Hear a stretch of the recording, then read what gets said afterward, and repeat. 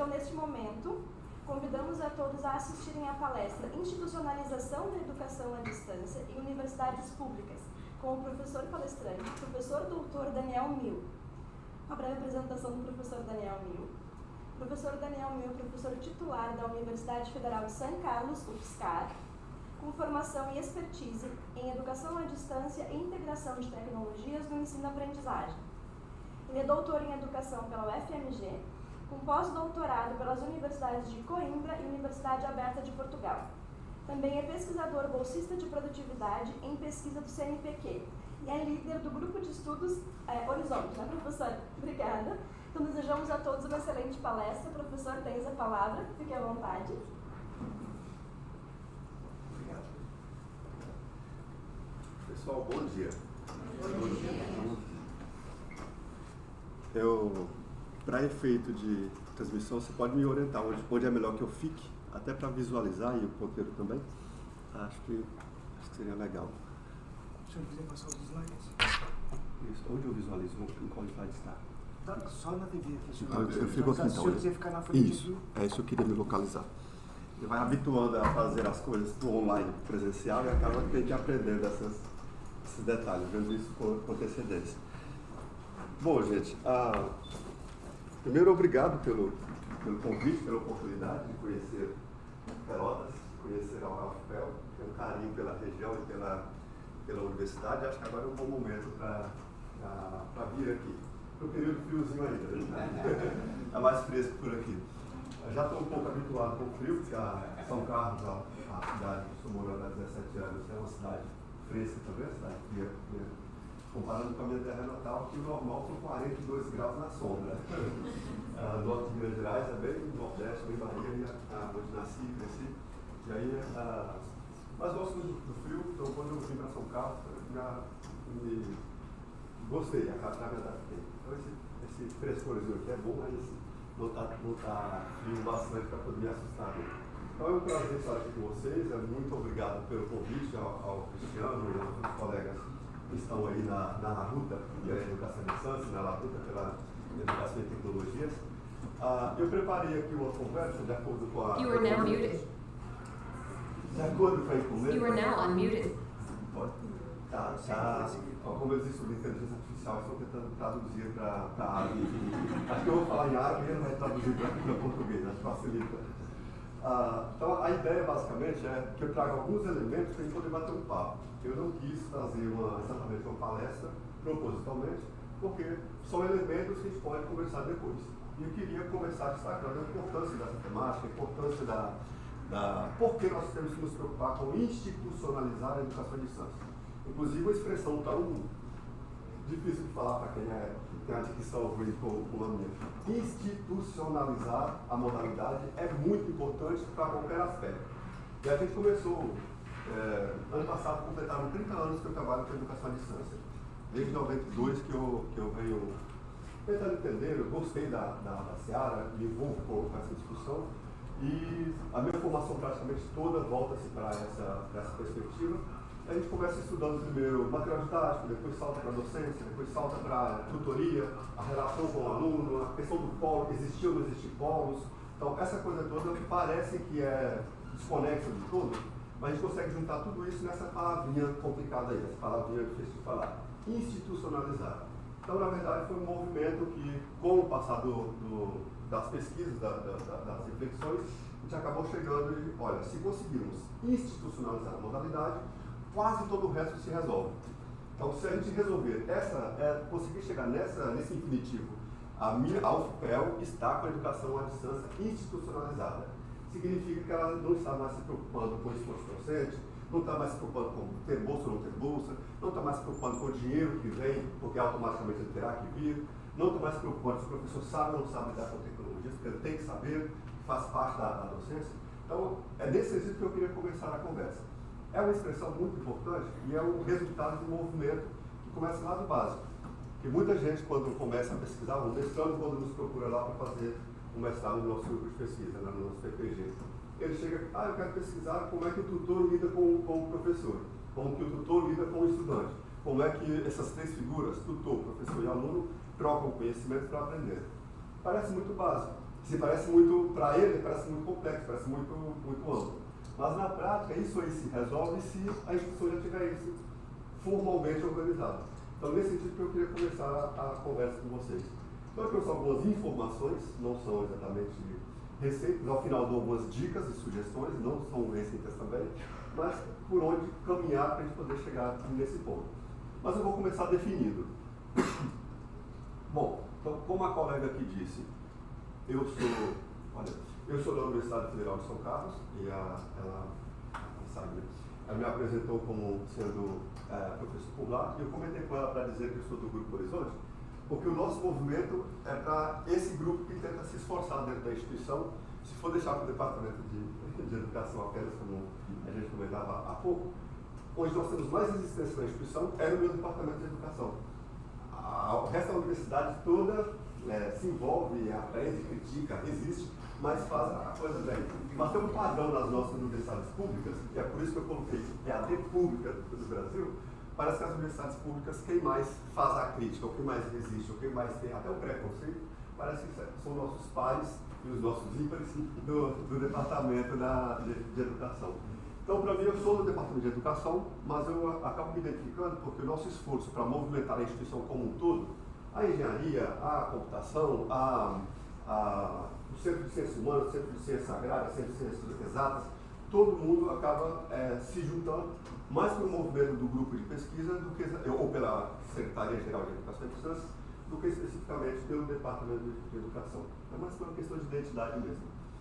Então, eu estou lá, mas não quer dizer que a instituição lá esteja melhor do que o FEL, do que é mais um esforço para poder passar um pouco para vocês da experiência, da trajetória, e para um bate-papo depois. Então, não vejam como receita e vejam como sendo elementos para uma conversa. Vamos começar a entender o que é essa institucionalização. O que nós podemos entender como institucionalizar a educação à distância? Nós ainda não sabemos exatamente como fazer, mas já sabemos um monte de coisa de como não fazer, e isso acho que é importante. Já temos alguma certeza de como não fazer e a gente já superou, já passou dessa fase já. E para fazer isso, já que é tão importante assim, eu vou falar dessa importância um pouco mais adiante, além do que eu já falei, mas tem algumas expressões, algumas palavras-chave aqui que eu acho importante a gente não perder de vista. Para falarmos que vou até fazer uma analogia com a educação presencial para entenderem o meu argumento. Quando a gente fala que a educação à distância está institucionalizada, o que nós estamos dizendo é que nós não estamos preocupados em ter que conseguir um carro para levar um professor até o polo. Isso tem que estar já previsto no planejamento de 1 ano, 2 anos, 10 anos da instituição. Nós não temos que nos preocupar em abrir um vestibular para a educação à distância. Já é por exemplo, aluno presencial, seja pelo SISU, pelo Enem ou pela qualquer outra forma de entrada. Mas está na cultura comportamental da instituição. Então, nós sabemos que a institucionalização da educação à distância, pode ser de qualquer outra coisa, é a incorporação de uma inovação, é a cristalização de uma inovação nesse sentido. Primeiro, é um processo. É um processo significa que não tem exatamente, comecei hoje, amanhã acabou. Vai começar, uma instituição pode estar ali numa escala, num grau de institucionalização já em 30%, 40% ou 50%, a outra começando e a outra quase já completamente institucionalizada. Então é um processo de amadurecimento que vai acontecendo. Ou seja, não é algo que acontece, é algo que vai acontecendo, é gerúndio, vamos dizer assim. E é uma incorporação orgânica. Então, vamos trazer a educação à distância, e como as nossas universidades públicas do Brasil não nasceram para oferecer educação à distância naturalmente, vamos dizer assim, é algo que chegou novo para instituições que já estão, o que é bom, não é ruim isso. A educação à distância chega no seio de uma institucional de uma universidade que está, às vezes até secularmente, desde mais de um século, oferecendo educação presencial. Ou seja, é uma inovação que cai na universidade. Isso afeta, isso bagunça, isso incomoda, isso desestrutura a instituição. Afeta porque aí começam a questionar a qualidade, começa a questionar se tem mais dinheiro que o presencial, começa a questionar de onde é que está vindo tudo isso, começa a questionar por que só o curso A e B pode, por que o fulano tem direito a uma bolsa de R$700, uma bolsa super rica, e alguém não tem direito a bolsa nenhuma, alguém tem pochete, alguém não tem pochete, enfim. Essas perguntas acontecem em todo lugar. E acontece por quê? Porque incomoda. Qualquer inovação, ela chega e desestrutura. Então, esse processo de incorporação, ele deseja ser orgânico. Orgânico no sentido de ficar tão natural a ponto de não percebermos que ele está ali. Então, o ideal, o nosso desejo, é que a educação à distância ela se incorpore no seio institucional de modo que a coisa vá acontecendo. De modo que um setor que cuida, por exemplo, de bolsa de iniciação científica, não pergunte se o aluno é de que modalidade. O aluno tem competência tem direito a concorrer, concorra. De modo que o aluno não tem. A nossa fiscal briguei muito com isso. O aluno da EAD não podia usar a biblioteca. Como assim? Isso era 10 anos atrás. Como eu passei por isso lá dos 14 anos que eu fui gestor de educação à distância da UAB, na coordenação da EAD na instituição. E por quê? Porque o aluno morando a 600 quilômetros da UFSCar, ele não tem condições de seguir as regras institucionais, que era o empréstimo para 6 ou 12 dias e ponto. Se eu moro a 600 quilômetros, só para o livro chegar lá já passaram os 12 dias.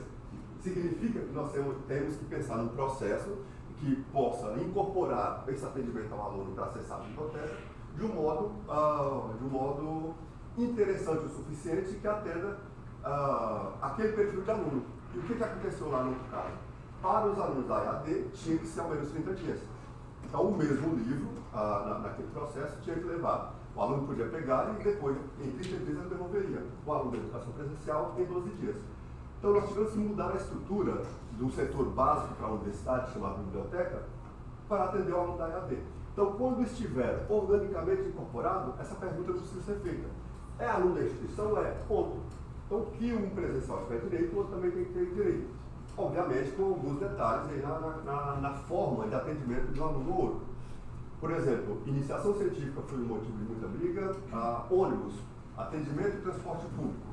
Eu tinha que rodar o estado de São Paulo e alguns outros estados, inclusive Rio Grande do Sul, aqui em Itajaí, esses dois, né? Tem Itaqui e tem Itajaí. Itajaí é Não, é Itaqui. Tem Itara, perto. Não, é Mirupoí também. Aqui perto. Claraí. Perto. Não, não sei se é aqui perto. Aqui Itaqui é um polo nosso, que já era um polo nosso aqui, de educação musical. Eu lembro depois, mas foi um outro aí e é aqui. Eu acho que é Itati, não é? Itati. Eu lembro já. Depois eu acesso o site e falo com vocês. Mas o comentário que eu queria fazer é que nós tínhamos que nos deslocar até aqui para conversar com a prefeitura, para negociar um passe para a pessoa ir até o polo. A pessoa mora. E aí começam os complicadores. Nós temos que colocar o aluno da sua cidade até o polo presencial, dar um apoio no transporte público. O detalhe é que isso não é só na nossa cidade. Temos que começar a negociar na capital, negociar em outros lugares, porque as pessoas moram em lugares diferentes. Então, essas particularidades da EAD dificultam essa noção de incorporação orgânica. Mas isso tudo parece natural, quando a coisa parece resolvido, quando a gente pensa nessa noção de institucionalizar. E tudo é fácil de resolver, desde que tenha alguns passos, algumas preocupações que eu vou comentar nas últimas células aqui. Se a gente pensar nesse conjunto de coisas, a coisa parece se resolver muito facilmente. Bom, então para definir e tratar da importância, é um processo, então é processual, de incorporação, então não é só trazer e deixar como agregado, tem que incorporar organicamente, é orgânico nesse sentido de que tem que ser naturalizado. Então a educação à distância vai estar com o mesmo nível de respeito, credibilidade e qualidade da educação presencial, também a gente não perceber que o aluno está na educação à distância ou presencial. Envolve questões básicas, como normas, infraestrutura, sistemas, recursos humanos, pessoas que já atuam na educação presencial, que vão atender um outro grupo de alunos de educação à distância, pessoas que têm que atender especificamente a educação à distância, já que nós temos particularidades nessa modalidade. Então, tudo isso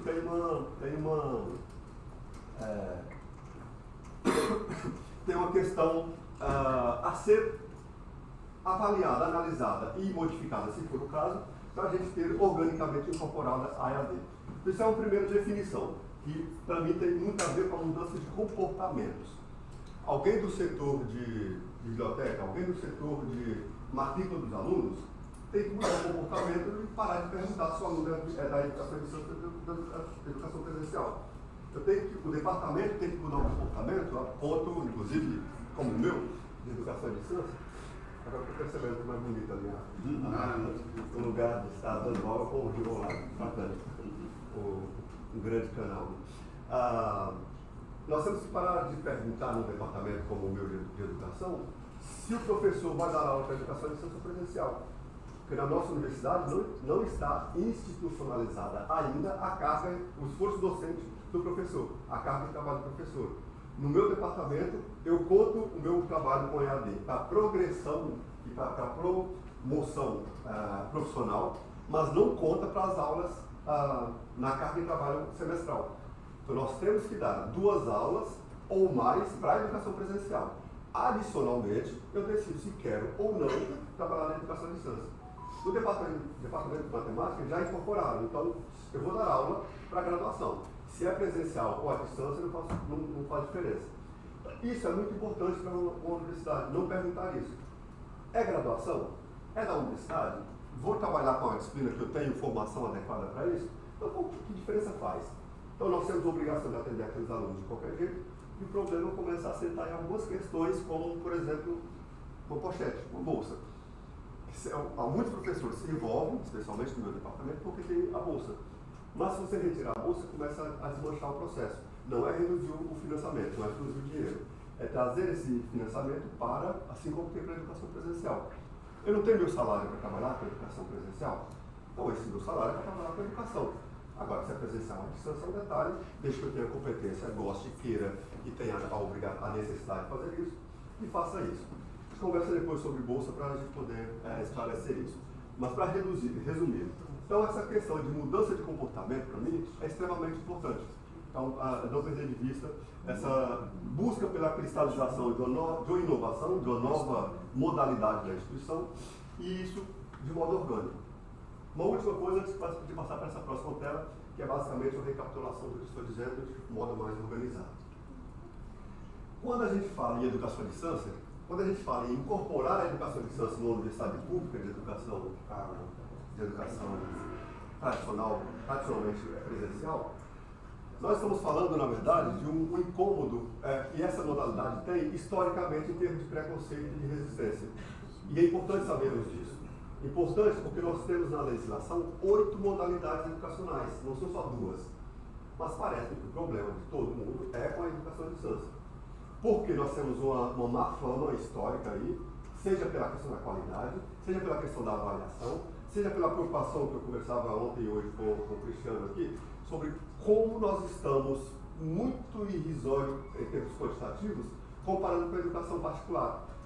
E a educação privada, eu já trabalhei, já ajudei a criar 7 universidades, faculdades particulares privadas, então tenho um pezinho por lá, não é comparando com o presencial, mas é rentabilidade, é uma empresa, então não tem como a gente falar que eles estão mais preocupados com qualidade do que com dinheiro. Não tem, é empresa, já tive empresa, a gente sabe como funciona. Mas a questão do negócio deles só vai preocupar com a qualidade até o ponto que não macula a imagem para perder os alunos, perder a clientela.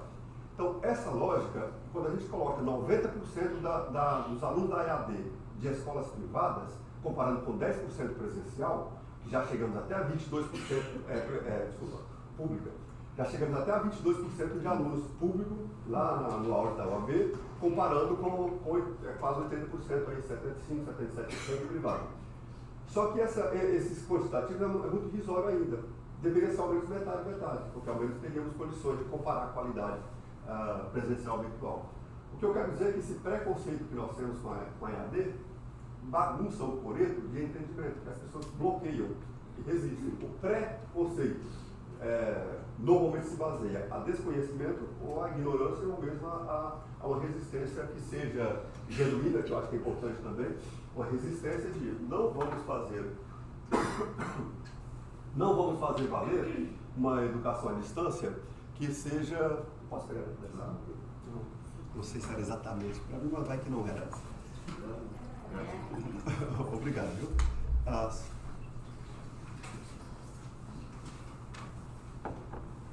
Então, quando a gente vai fazer essa análise que eu estou tentando fazer, é bom não esquecer desse detalhe, que sabendo dele, nós podemos trabalhar com ele para resolver o problema na raiz. Então, sabendo por que nós temos um preconceito com a modalidade, nós podemos começar, por exemplo, a comparar com as outras.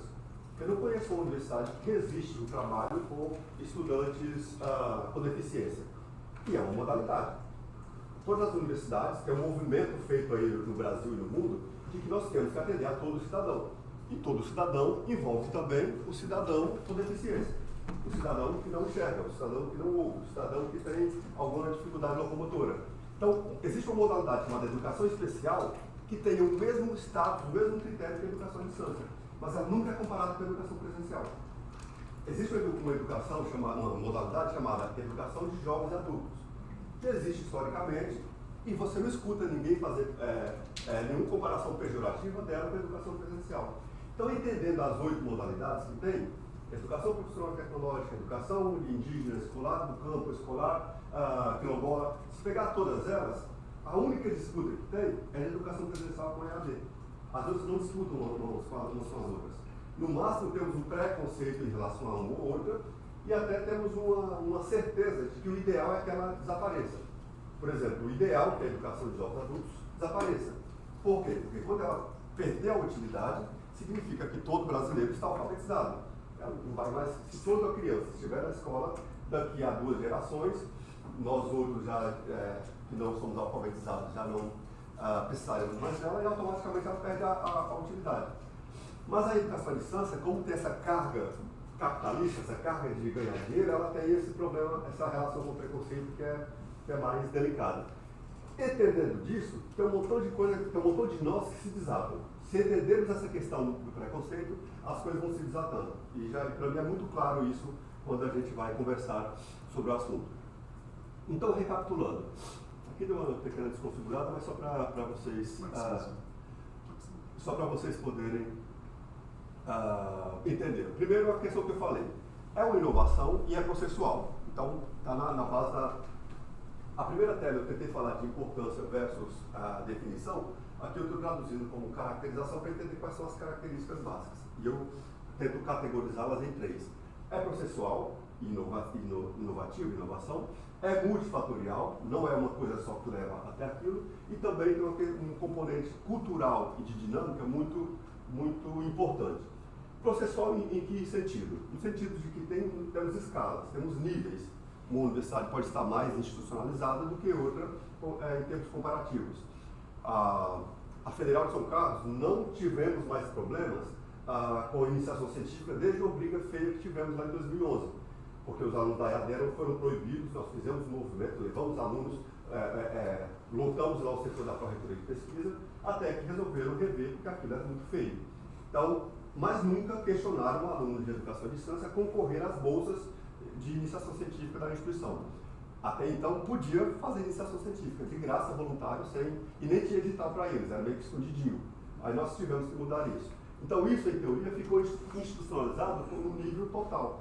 Mas o sistema acadêmico, por exemplo, zero, nada de institucionalização. Nós tínhamos que ter um sistema paralelo, feito em Access, para poder gerenciar toda a encrenca, que é uma encrenca, é muita informação, é muito dado e muita novidade, porque o sistema acadêmico até hoje não suporta direito o aluno da EAD, o que é uma falha. Então nós estamos super institucionalizados, a escala quase 100 para iniciação científica e quase zero, colocar em 30% a 40%, para atendimento ao aluno em termos de sistema acadêmico.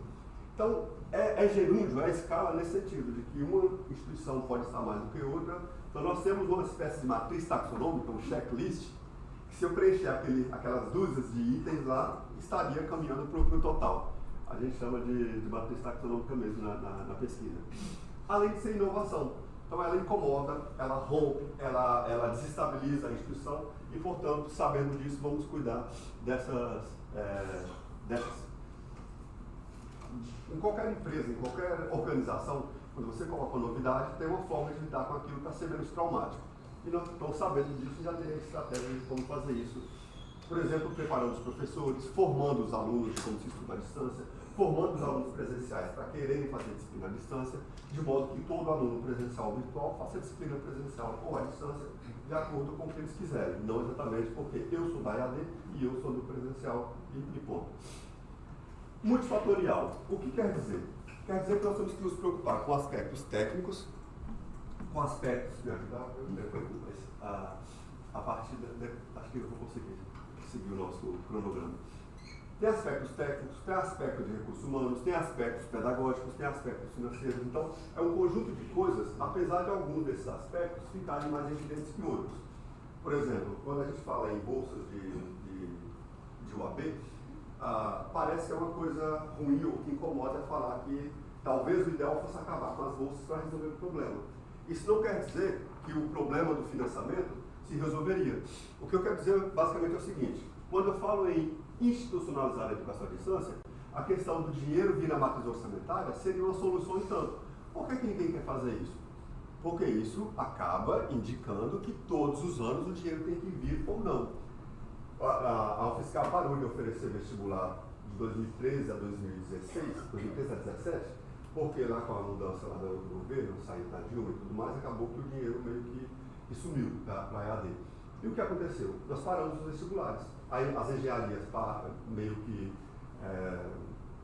sem a entrada de novos alunos e as disciplinas andando, foram ficando com 4 ou 5 alunos nas últimas disciplinas, porque foram ficando agarrados para trás, com as reprovações e tal, com desistência, etc. Então, o aspecto financeiro afeta diretamente a institucionalização.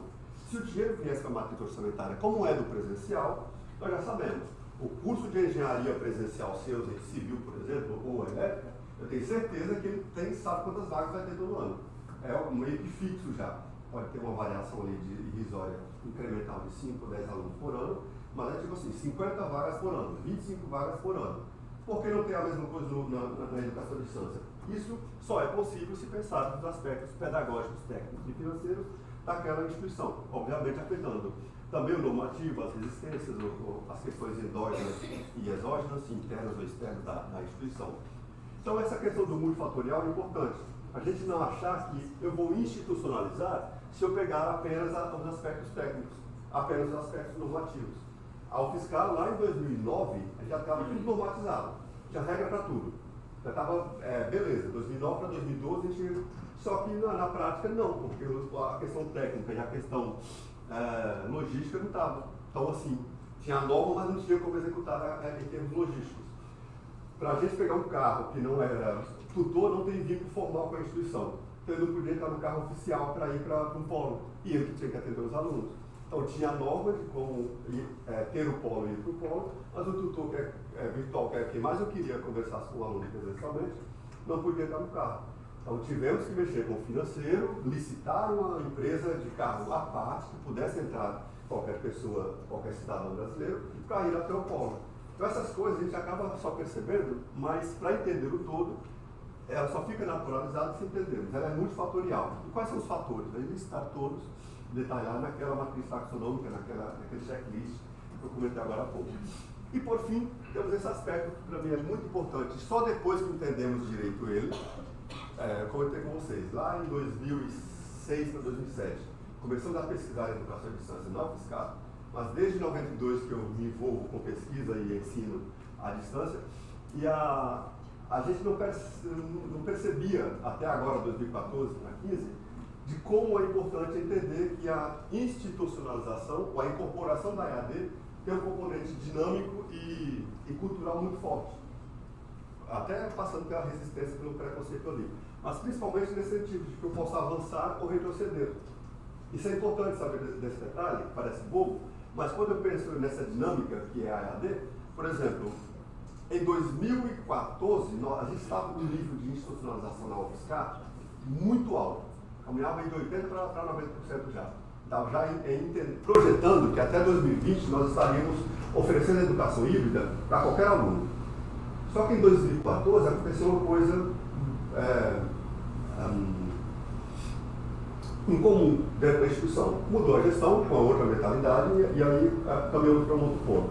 Casou com isso aí o fim do vestibular, que eu comentei com vocês agora há pouco, devido a não envio do dinheiro. Tivemos aquela mudança do governo, a saída da Dilma, a entrada do Temer, a entrada do Bolsonaro depois, e aí degringolou tudo. Então, entender que tem retrocessos também, que ela pode avançar ou retroceder, a barra aqui está acabando, mas acho que não tem problema.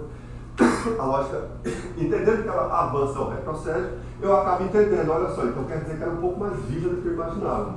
Então a gente já estava lá adiante e hoje eu classifico a UFSCar na faixa de 30% a 50% no máximo. E eu já impedia ela na faixa de 70%, 80% lá em 2014. Então, entender isso é importante. Inclusive, hoje, eu faria um montão de coisas diferentes naquela ocasião para estabilizar um pouco mais. Agora, com a pandemia, por exemplo, só para dar um último argumento em relação a essa questão do dinâmico, da questão da mudança de mentalidade, de comportamento e tudo mais, e apoio institucional que também afeta isso aí. Com a pandemia, nós tínhamos uma legislação redonda para poder implementar os 40% da legislação prevista na educação presencial. Tinha só um gargalo para a coisa implementar, mas aprovamos e ia começar em fevereiro de 2020 a implementar. Todo o curso de graduação presencial podia livremente oferecer aqueles 40% de educação à distância para a turma presencial, e ia ser implementado, porque todo o movimento de mentalidade e apoio organizacional da instituição estava indo para esse caminho. E aí, naquele mês, fevereiro para março de 2020, com a pandemia, nós congelamos essa legislação. E aí o que eu quero dizer é que, exatamente nessa questão aqui, a instituição, quando passou a pandemia, agora 2022 e 2023, ao invés de retomar a legislação anterior, havia mudado completamente o perfil institucional, outra gestão e tudo mais, e não a reativaram aquela. Criaram uma nova, muito pior do que a de 2018. Uma nova regra, proibindo qualquer oferta, mesmo híbrida. Desde 2016, nenhuma disciplina minha de educação presencial, das suas presenciais, todas híbridas desde 2016, todas.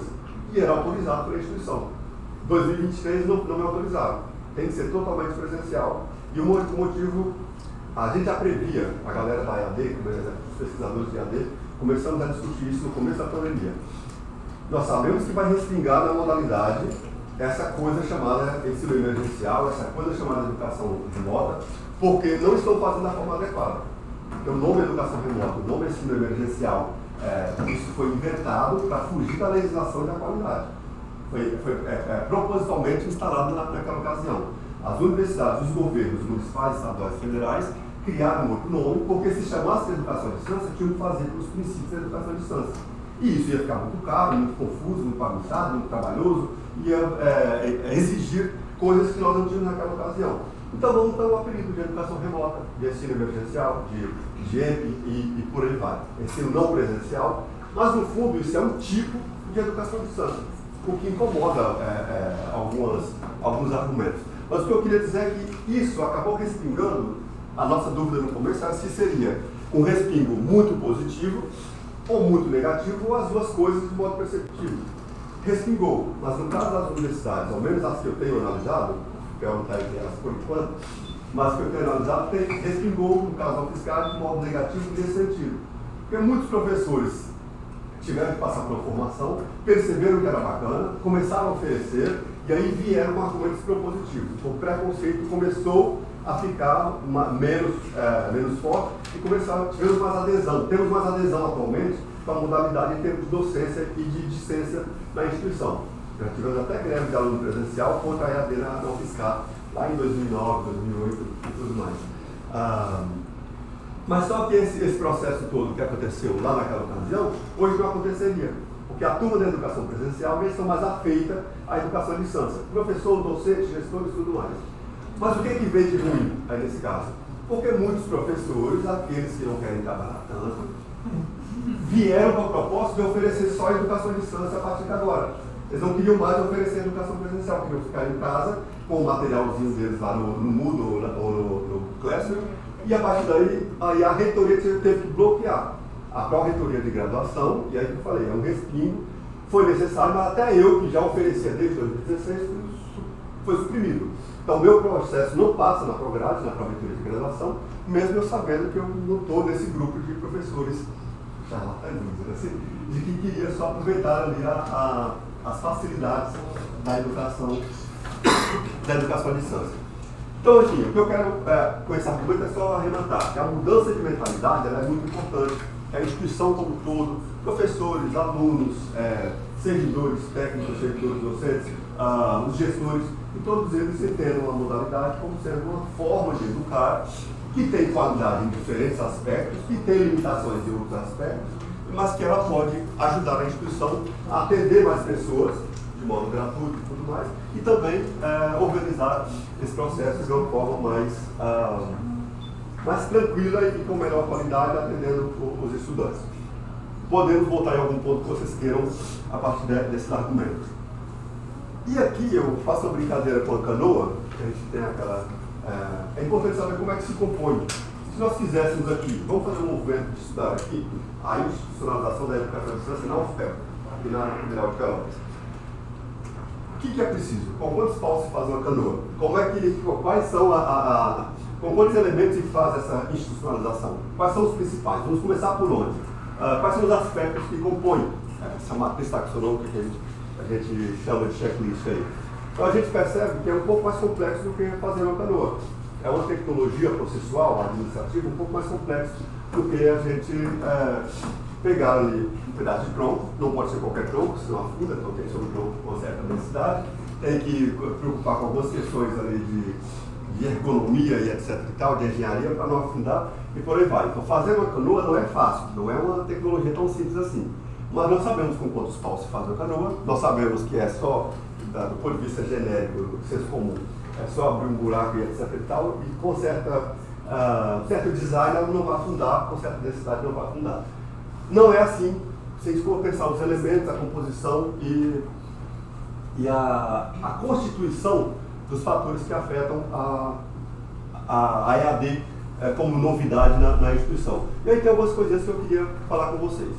Não vou entrar em detalhe nessa tela, mas eu queria só dizer para vocês que esses são os 6 elementos, eu coloquei 2 juntos aqui, a avaliação e currículo, mas são 6 elementos que a gente entende que tem que começar por eles. Não adianta ir para outro rumo. Se começarmos por esses 6 aqui, a gente já foi metade do processo. Primeiro, comece pelo estudante. Estudante da educação presencial e da educação à distância tem que saber o que é uma modalidade. Ele tem que saber como é que se estuda. E hoje, em 2023, não se estuda como na minha época, de 1900 e bolinhas. É diferente, a galera de hoje, os alunos não prestam atenção da mesma forma como antes. Então mudou o perfil, não adianta resistir. Então, temos que pensar em metodologias, em pensar essa coisa para esse perfil de hoje. Então, estudar a aprendizagem é importante. Nós temos que começar a pensar o nosso ecossistema universitário para qualquer perfil de aluno, presencial ou virtual. Então, para mim é importantíssimo imaginar. Eu não tenho a luzinha aqui, não, né? Não, né? Pensar o estudante, a aprendizagem e tudo que está em torno dele, o serviço de apoio ao estudante, o acesso à permanência desse estudante, a questão da convivência, do acompanhamento do estudante, pensar isso hoje. Oi? Voltou. Não, é porque aqui não aparece. Não, aparece aqui, mas aqui não. Na tela? Não, pegou. Tem horas que pega. Eu acho que eu que estou. Eu devo estar lá um pouco. Aqui pega, não tem problema. Usa o dedo, professor. Aqui, tá vendo? O estudante aqui, tá vendo? Eu estou querendo não ficar à frente suas, mas eu vou seguir a sugestão. Então, brincadeira à parte, mas a gente já percebeu que se começarmos por esses 6, a gente já caminhou, se entendermos esses 6 elementos aqui, em termos de institucionalizar, de incorporar a educação à distância na universidade, já resolveu metade dos problemas, se não uns 80% dos problemas para incorporar organicamente. Então, preocupar com o aluno do zero. Como é que ele vai entrar? Vai ser através do Enem? Então tem que ser isso para todo mundo, presencial ou virtual. O aluno, quando ele entra, ele tem que escolher. Eu quero fazer essa disciplina presencial e essa virtual. Problema nenhum. A instituição tem que dar conta disso. É uma modalidade que ela se dispôs a oferecer. Se a gente definir bem o que nós queremos com a aprendizagem do aluno, muitos nossos desabam. E aí é só um ponto de partida. E deve começar por aí, pela aprendizagem do aluno, não pelo professor, não pelas tecnologias, não pelos e etc e tal. Mas em seguida temos que preocupar com os professores. Um bom professor, ele deveria dar conta para qualquer modalidade. Nós sabemos que não é assim. Eu já tive alunos com cegueira, já tive alunos com mobilidade reduzida, com baixa visão, com surdo, mudo. E me sinto completamente incompetente quando chego numa situação nova como essa.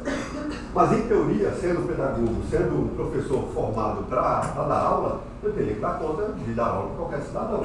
Mas tem algumas legislações que nos permitem algum apoio em situações A, B, C ou D. apesar que de vez em quando elas não funcionarem bem.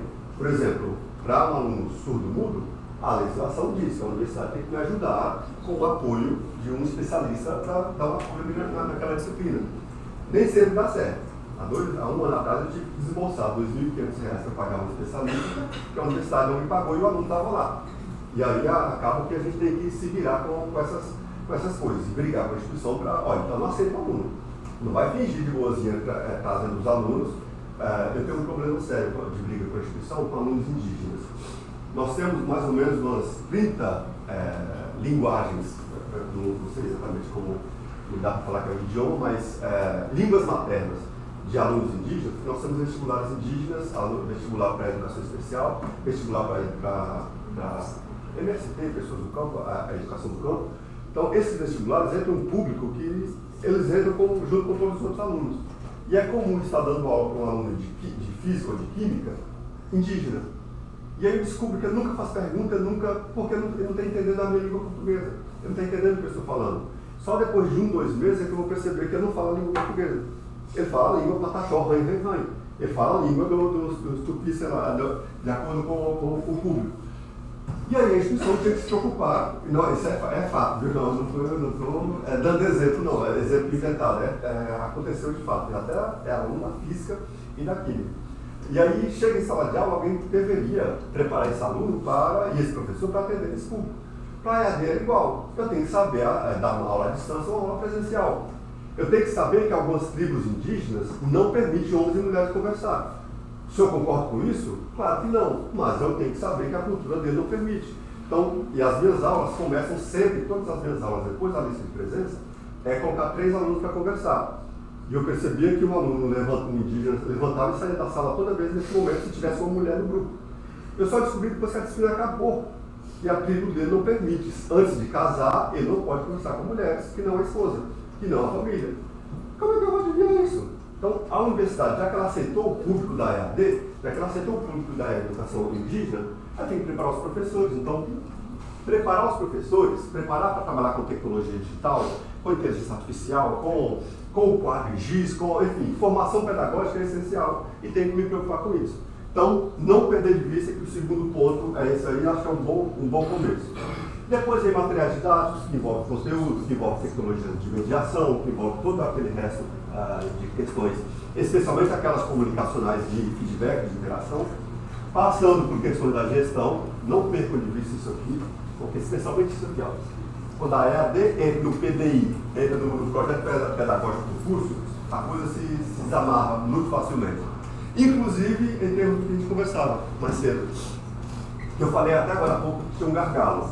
Se a gente não tivesse um gargalo que é dividido em duas facções, duas frentes, quando a gente coloca a educação à distância no processo ali, nós temos um problema seríssimo de sistemas acadêmicos no Brasil. Por quê? Olha lá em 2019 para 2020, quando eu falei que a legislação ia nos permitir todos os cursos trabalhar com 40%, o problema que nós enfrentamos, não achamos solução, era o sistema acadêmico. Porque é proibido que um aluno faça mais do que 40% à distância ele sendo presencial. É proibido que um aluno da educação à distância faça mais do que 40% presencial para ser chamado de EAD. Isso está na lei. Agora, como controlar esses 40%? Aí vem o nosso sistema acadêmico.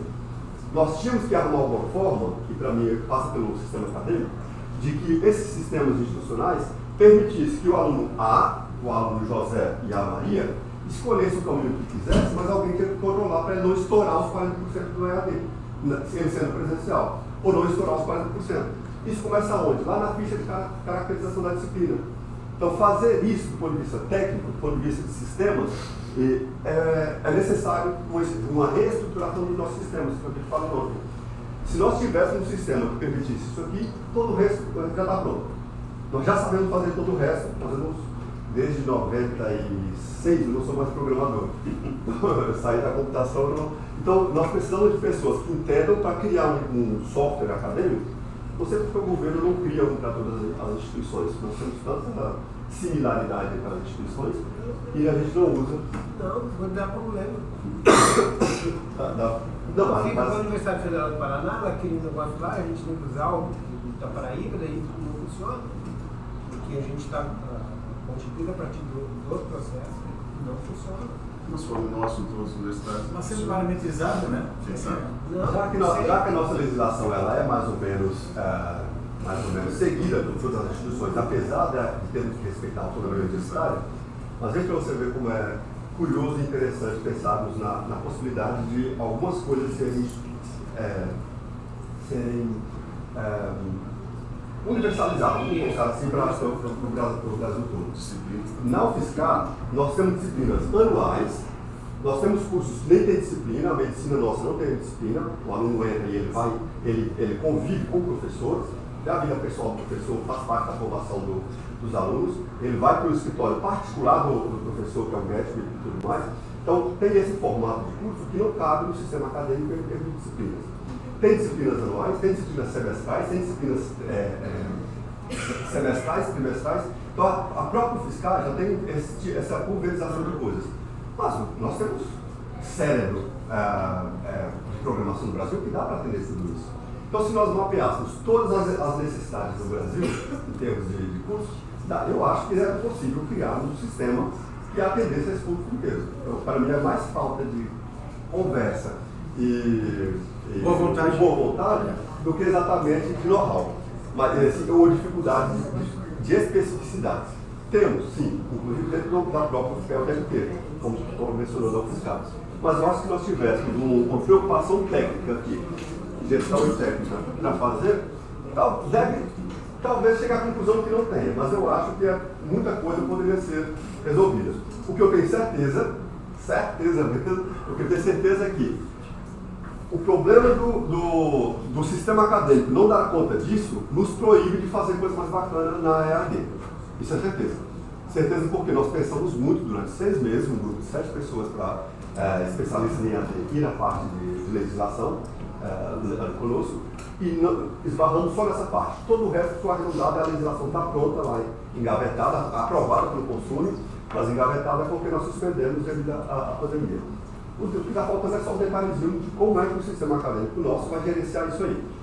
Por exemplo, uma coisa que apareceu lá na turma da acreditação dessa comissão.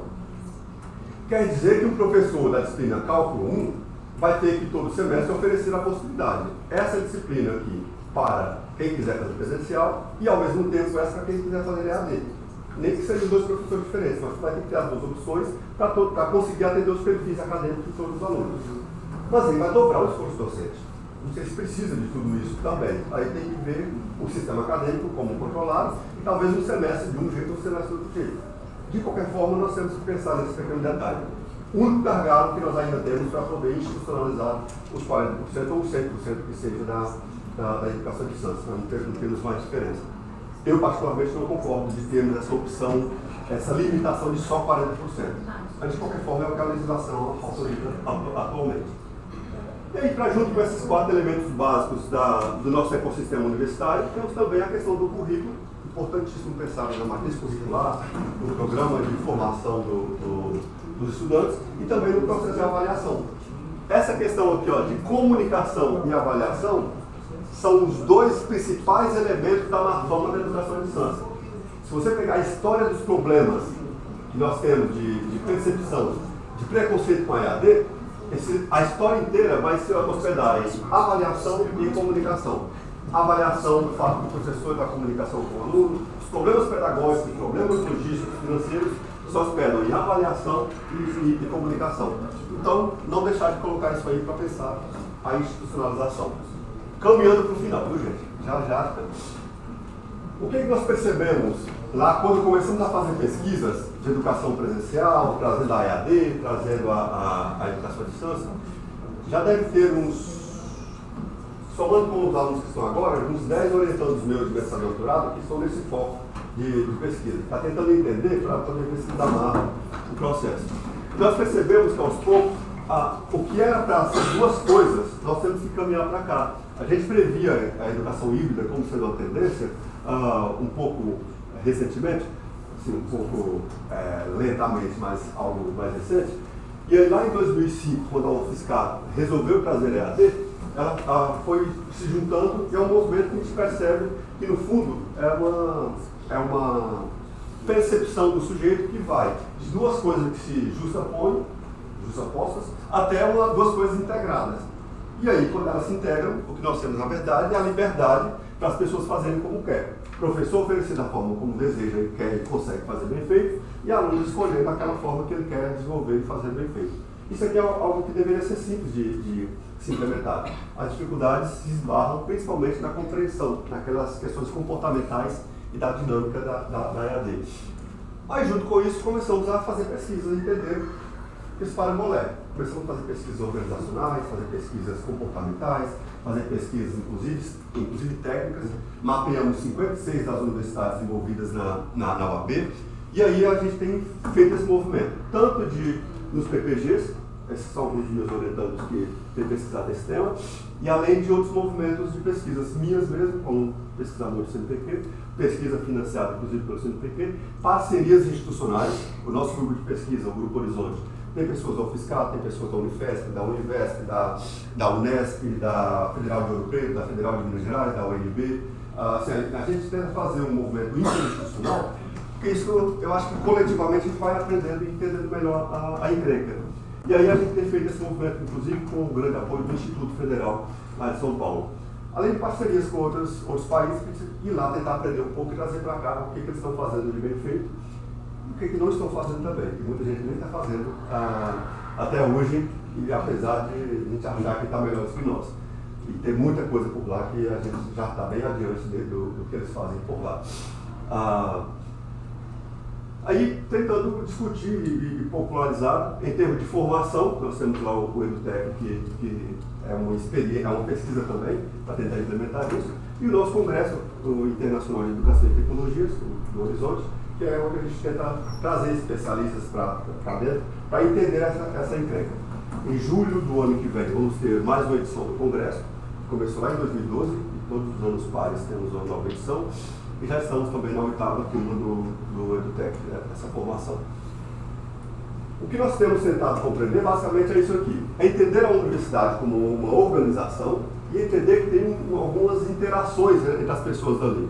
Tem uma interação de sujeito com sujeito, ali um técnico, um secretário com o professor, um aluno com o setor de atendimento ao aluno com necessidades especiais, o aluno com o setor de apoio à permanência do aluno, bolsa de pesquisa, bolsa de atividade, bolsa de moradia, enfim, uma atividade, qualquer apoio para ele estar por ali.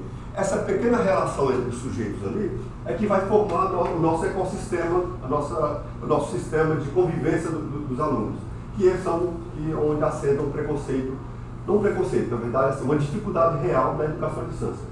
Nós temos dificuldade de compreender que os alunos da EAD precisam desse ambiente de convivência. Se nós compreendêssemos isso, nós caçaríamos forma deles conviverem mais uns com os outros. E isso não é nada tão simples assim de se identificar, de implementar, mas é fácil de sabermos que começa por essas relações. E aí nós temos um grupo de sujeitos, a resistência que nós tivemos, por exemplo, o movimento dos alunos da EAD para ir ocupar o espaço da Pró-Reitoria de Pesquisa, para aceitar que os alunos, assim, a percepção deles terem direito e a percepção da instituição de dizer que eles não têm direito à bolsa de iniciação científica. Então, a greve que os alunos presenciais fizeram lá conosco para a gente parar de oferecer educação à distância, lá em 2008 para 2009. Então, esses interesses de grupo são muito importantes. Resistência ou até de forma proativa. Então, isso é legal que a gente entenda isso aí em termos de escalas. Desde uma pessoa com uma pessoa, um aluno com um aluno, um professor com um aluno, até um grupo de pessoas, e numa relação com a cultura organizacional. Até 2010, 2011, a gente tentava entender a universidade como uma universidade. A gente não analisava as nossas pesquisas, podem perceber. Essa palavra, a gente não usava essa palavra no Brasil, e também não os meus grupos de pesquisa. Institucionalização, a gente não usava essa expressão até 2010. A gente usava gestão estratégica, usava gestão pedagógica, aí nós percebemos que se nós entendermos a universidade como sendo uma organização, a gente começa a descobrir mais coisas. Essa interação com uma pessoa e outra, por exemplo. Então esse é um esqueminha que o Brian fez, que vai do nível informal de uma pessoa com uma pessoa, até o nível burocrático mais formalizado. Isso aqui ele pegou lá com base na teoria de Max Weber, onde ele tenta entender. A gente começou a buscar na administração de empresas, na gestão das organizações, entender a coisa, para poder ver se consegue entender como pensar em trazer a educação à distância de modo orgânico para a universidade ficar tranquila com esse processo, de modo a não querer aplicar nenhum preconceito ou realizar atividades com preconceito, com um perfil ou com outro perfil. Bom, então aqui temos temos 3 questões. Você consegue reduzir só para eu ver a... Não, tá, tá bom, eu vou então pela memória. Aí entra a questão da UAB. Nós começamos a pesquisar. Não sei se eu tive porque não sei se pode perguntar. Se puder voltar para o slide anterior, por favor. Então, assim, por exemplo, aqui, pelo menos onde a gente convive, a própria nomenclatura que tu usou vai ser um problema. Por exemplo, cultura organizacional, todo esse cenário assim, a gente tem entraves assim que isso aí é muito empresarial, para que a educação não rima. Então, é um pré-conceito que está institucionalizado. Se usar um slide desse, assim, no meu instituto, por exemplo, assim, metade se levanta e vai embora. Então, só para a gente poder analisar. Aqui eu estou dizendo das pesquisas, se você olhar a tela anterior que eu apresentei, o que nós temos tentado pesquisar para entender. Nós descobrimos que as teorias da educação não dão conta de entregar emprego. As teorias só de uma das áreas não dá conta. Nós estamos tentando ver onde é que tem teorias que entendem a emprego. Eu entendo. E mesmo que nossos colegas, porque aqui a gente fala cultura. Você deve ser do departamento de educação como eu, né? Não, eu sou pior. Lá em dinheiro com aquele povo, todo mundo sabe. Eu sou de ciências humanas, então tu imagina que então, assim, para abrir o curso de história, por exemplo, que a gente fez com os expostos lá, a gente teve que, inclusive, mapear que não ia botar o curso próximo de que tem presencial, porque senão é uma forma de precarização do trabalho docente. Então, se eu botar ali cultura organizacional, então tu imagina o... Vamos conversar no mesmo patamar. A minha base teórica de pesquisa, de mestrado, doutorado, que eu faço depois, é marxista. Eu estudo materialismo histórico dialético para poder entender a encrenca inteira. Mas eu não consegui achar solução para a coisa inteira. Agora, assim, quando eu falo, não é uma organização? É uma organização como qualquer outra. Uma organização pública que complexifica um pouco mais comparando com a organização privada. Então, apesar de termos as resistências dos preconceitos, não deixa de ser verdade. Continua sendo uma organização. Detalhe que alguns colegas, como eu brinquei, alguns pares, alguns ímpares, não estão conosco. Os ímpares são tem mais ímpares do que pares dentro das universidades. Quando a gente fala isso, na verdade assim. É os primos também. Desde a minha matemática, fora disso. Não, mas é uma brincadeira para dizer o seguinte: resistência existe. E às vezes são benéficas, são boas. É importante ter alguém que pensa pelo contrário. A própria contradição ajuda a gente a pensar melhor a coisa. Só que não é a expressão que vai levar a gente a fazer mal feito. De qualquer forma, já chegamos à conclusão lá em 2010, para 2011, com as investigações, que está faltando entender a organização. Para entender a resistência da turma da educação para a educação à distância, foi preciso entendê-los como sujeitos, como pessoas. Pessoas dentro da estrutura organizacional que tinham poderes, tinham um jogo de poder, um jogo de interesses ali, e, portanto, se não fizer uma análise de clima organizacional, não vai dar certo. Então, não é porque eu estou fazendo análise empresarial ou capitalista. Não é essa análise. É uma análise de organização mesmo, de cultura organizacional pública, gratuita, que seja pela crítica, que seja pelo sindicato. Professor, a gente convenceu os outros, só quero deixar, eu estou convencido. Se a gente... Podemos começar por aí, para poder pensar isso aqui, ó. Talvez a gente tenha que começar sensibilizando os professores para, ao menos, entender qual é a sua função. Eu sou um cidadão que estou na função de professor, que preciso ser um cidadão crítico, então tem que ter a própria noção da coisa e da contra-coisa, da tese e da contra-tese, da hipótese, enfim, eu tenho que entender todo o processo para eu poder ver se consigo ou não consigo. Então, a sensibilização acho que é a ponto de partida que começa por uma formação, que foi uma das minhas brigas com a pandemia. Esperamos 6 meses para a reitoria, para a instituição da minha universidade, eu espero que os seus tenham sido diferentes. Esperamos 6 meses para chegarmos à conclusão de que a universidade precisava formar os professores para a educação à distância. Foi de fevereiro de 2020 até julho. Só começamos a dar aula de fato em setembro. Até hoje estamos no ano passado. Estamos agora acabando o mês que vem, no ano passado ainda. Isso porque a universidade não percebeu que nós tínhamos que formar. A minha briga é não só os professores, inclusive os alunos. Mas nem os professores não se preocupou. Eu estava chefe de departamento naquela ocasião, eu gosto desse, já que posso falar,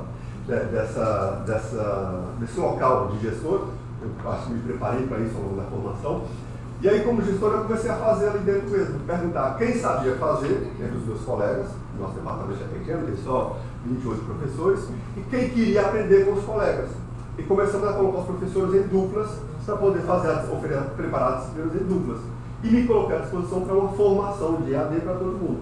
E aí outros dois professores se dispuseram. Eu não sou tão bom assim em Classroom. A universidade elegeu o Moodle e o Classroom como opção para quem quisesse. Proibiu que alguns professores fizessem, a partir do segundo semestre, qualquer palestra com mais de 1 hora. As aulas não são palestras, então tinha que ter. Então, alguns critérios que fomos criando, depois de muita briga com a instituição, para fazer o mínimo básico. E passa por essa sensibilização.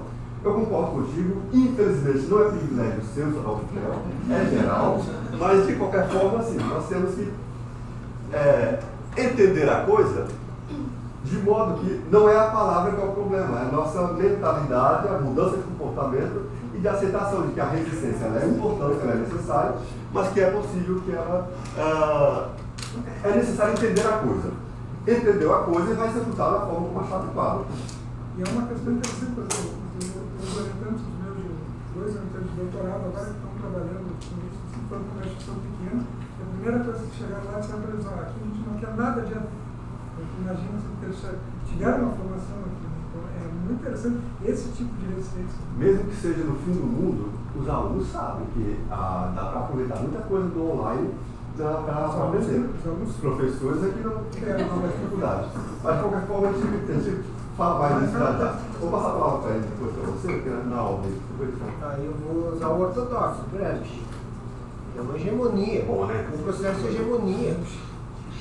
E essa ruptura com a hegemonia é tu romper com a ideia de que existe um sistema de aula que tem que ser esse único sistema ad eterno.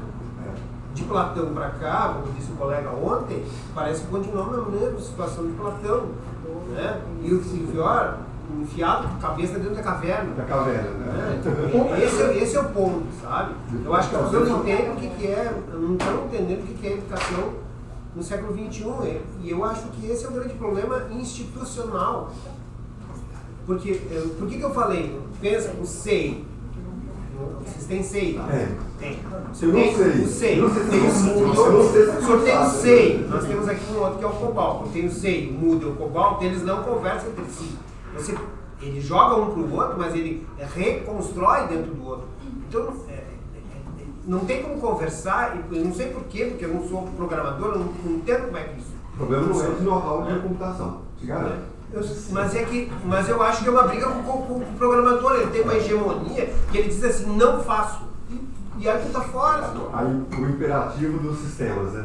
O sistema não permite que a gente faça isso. Exato. Eu comentei ontem também com ele, a conversa ontem rendeu. Nós temos o aluno que entra no nosso curso de especialização em educação e tecnologia, a gente promete para ele, o curso é ótimo. Nós vamos estar 100%, 60 especialistas à sua disposição durante, você pode fazer em 10 meses, em 24 meses, você que escolhe a duração e como fazer. Mas não nos peçam diploma com menos de 8 meses. Nós já sabemos que a universidade não consegue liberar um papel com menos de 8 meses. Nós estamos agora com a turma do técnico 4 com 1 ano e 1 mês de atraso, vamos explicar agora, semana que vem, problema do sistema. Nós temos que fazer um certificado no SEI, mas ele depende do Projeto Web, que depende E nós temos um sistema acadêmico só nosso, e não permite o nosso. Então tem que ser o deles oficial e o deles tem esse caminho. Projeto Web, depois o SIGA, depois o SEI. E o SEI é o que vale, mas ele não pode, ele tem que beber nos de cá que são toscos, que não tem coerência na informação. E é tudo feito no braço. Então a chance de erro é grande. Então essa coisa de integração dos sistemas, por isso que eu falei, precisamos de um sistema que funcione e que seja mais universalizado. Mas assim, eu concordo contigo e bem buscado lá, o querido grande que nos ensina uma quantidade de coisas em termos disso aí. Tá aí talvez a gente pudesse pensar a organização também com base nos poderes de infra e superestrutura e pensar também nessas questões. Não cheguei até esse ponto de ter alguém interessado, né, entre os mestrandos e doutorandos. Apesar de conhecer bem grande, eu não sou especialista também, mas já li bastante e já tive chance de conversar com bons especialistas. Mas é isso, é um nó, mas infelizmente, vou repetir a mesma frase, não é privilégio seu, isso está para todos lados. Mas eu acho que a sensibilização dessa galera, a formação dessa turma, acho que é importante e necessário. E é um processo contínuo. Contínuo. E, inclusive, que pode avançar ou retroceder. Falou. Porque depois da pandemia também, alguns professores que eram favoráveis passaram a ser contrários à EAD. Felizmente, o contrário foi mais verdadeiro. Mais gente que tinha resistência. No meu departamento, assim, era proibido falar em EAD em algumas reuniões. Inclusive, os professores concursados, nós temos 32 professores concursados para trabalhar com EAD. Esses não gostavam de ser talibados como EAD. Eu nunca dei esse nome para eles, mas eles olham para mim, toda vez que falam em EAD, os 4 mil olham para mim. Eu não sou EAD, não sou nem coordenador de EAD mais há 3, 4 anos, vocês ainda acham que eu estou julgando vocês por serem da EAD. Até porque no departamento, qualquer um de nós, mesmo não sendo concursado, podemos trabalhar para a EAD. Mas isso tem. Mas eu acho que essa sensibilização e a formação pode ser um caminho inicial, mas é processual e é demorado, é questão cultural. É que eles não entendem que cultura organizacional é tudo isso.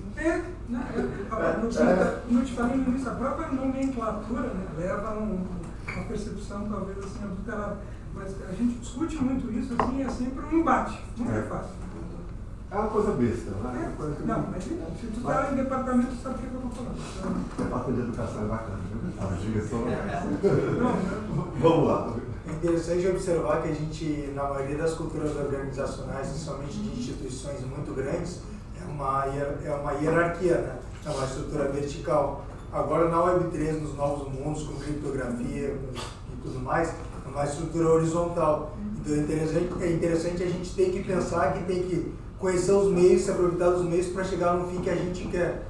Por causa que essa hierarquia não depende só da gente, depende da instituição e de todas as pessoas que se envolvem nela. Exatamente. Então eu entendi que tu quis chegar nesse objetivo. É uma hierarquia, uma estrutura vertical, e a gente tem que conhecer todos esses meios, para se aproveitar desses meios para chegar no fim. E esses fins envolvem tecnologia, envolvem educação, pedagogia. A gente tem que conhecer onde a gente está para poder saber o que fazer e como se posicionar. Isso. E saber que já é possível fazer coisas mais bacanas do que a gente tem feito ao longo dos 30, 40, 70 anos para trás. Você comentou sobre a sala de aula. Eu tive que entender o mundo virtual para a tese de doutorado. Eu tive que ir lá buscar como era a sala de aula de Platão e Aristóteles. Vim de lá para cá até chegar na sala de aula online para poder compreender. E para fazer esse movimento, eu acabei descobrindo um montão de coisas que com isso. Dá para ser diferente, não precisa ser um aluno atrás do outro, não precisa ser essa hierarquia de que o professor sabe mais que o aluno. Só que isso é preciso que mais gente entenda. E a estrutura horizontal é feita com um modelo de empresa autônoma descentralizada, só que é no modelo de descentralizado, da disrupção. Isso. Essas palavras são proibidas lá para nós. Disrupção e descentralização. A ideia está ótima, você pode falar isso. Muda o nome. Tira da gravação. Essas palavras da educação são complicadas. Termina dizendo caminhos para o sucesso. Se você colocar um pouquinho de dinheiro aí, eu falar algumas palavras da moda, empreendedorismo e tudo mais, aí desandou tudo. Sim. Mas no fundo a gente sabe que isso é importante. Mudança de mentalidade. Sei como é, porque eu trabalho com isso também. Mas só para arrematar aqui, aí eu passo a palavra para vocês poderem. Diga. Eu queria só fazer uma pergunta assim, uma curiosidade. A tua visão, qual é a perspectiva de nós ainda termos em breve mestrado EAD? Uma boa pergunta. Nós temos. Tem 14 projetos na casa. Isso, saiu outra notícia sobre esse assunto aí. Infelizmente, as universidades públicas não estão muito envolvidas com isso, seja por reserva de mercado, seja por preconceito, você deu o nome que queira dar, mas as universidades públicas não se envolveram tanto. Tanto é que nós, da educação à distância, não só a educação à distância, fizemos um movimento, não sei se a UFPEL entrou, junto com a Unirede, para fazer um mestrado em rede, de modo que os alunos do Brasil inteiro pudessem participar ali Imagina um aluno lá do norte de Minas Gerais, um aluno aqui de Pelotas concorrendo e o aluno, eu posso ser o orientador lá da UFSCar, um aluno daqui, algum orientador daqui lá, orientar um aluno lá do Piauí. Então tinha esse movimento também. Então, só para dizer assim, apesar de poucas universidades públicas estarem envolvidas com isso, nós recebemos ontem, se não me engano, uma notícia liberada, e nós temos lá 13 ou 14 projetos em avaliação para ver se a CAPES autoriza ou não. Eram 19 na outra e nenhum foi aceito. É isso que eu queria dizer. As universidades públicas não se envolvendo, aí seja por esse motivo de preconceito, resistência ou reserva de mercado, acaba que a tendência de não ser aprovada é muito grande. E tem um motivo que até que é bacana a gente compreendê-lo e saber que tem uma resistência. O problema é que, assim como nós temos 90% das vagas de graduação à distância privadas, comparando só com míseros, variando aí de 9% até 22%, de acordo com a época que você analisa, imagine quanta gente está esperando das universidades privadas abrir a porteira, vamos dizer assim. Porque temos, eu tive agora em 2018, na nossa linha de pesquisa no PPG, 56 candidatos para 3 vagas no mestrado. Então a demanda está muito grande para pouco. E aí onde a densidade demográfica é maior, como São Paulo e Minas Gerais, onde nós estamos, é muita demanda esperando uma oportunidade. E os nossos alunos de educação e tecnologia, que já passam de 1.000 e poucos alunos já, eles estão doidos esperando uma chance, porque eles moram lá em Manaus ou lá no Rio de Janeiro e querem fazer um mestrado na área que a gente pode orientar, mas não está autorizado. A UFSCar, por exemplo, não deixou a gente estar no pontapé inicial. Eu gostaria muito de ter a chance de propor alguma coisa desse tipo, mas a universidade já bloqueou na raiz até que espere orientações legais para essa finalidade. Autorizado está. A legislação de 2017 para 2018 autoriza o mestrado ou doutorado à distância. O problema é que precisa do governo aprovar os primeiros, inclusive privados, e aí eu não sei exatamente o que vai acontecer, mas de qualquer forma, porque a gente sabe, quando a gente brinca de abrir a porteira, não é só uma questão pejorativa. É que sabendo como é que funciona o mercado, a lógica do mercado é essa: rentabilidade, escalabilidade e pronto. Essas palavras todas que não pode falar. Mas o detalhe é assim, mas a universidade pública ela acaba pegando o controle. Pensando já te passo a palavra, pensando na questão da qualidade na EAD, que eu comentei agora há pouco, a educação à distância salta de qualidade exponencialmente quando a universidade pública, especialmente as federais, começam a oferecer graduação à distância. Analise o que era a educação à distância antes de 96 e depois de 96. Analise o que era a educação à distância antes e depois de 2006. Você vai perceber, o que temos antes de 2006 em termos de graduação é praticamente nada em termos de qualidade, em termos de graduação. Formação técnica até que tem coisas bem bacanas, mas não tanto assim também. De 96 a 2006 tem um movimento de germinação de um processo interessante e bacana, mas ainda não é grande coisa.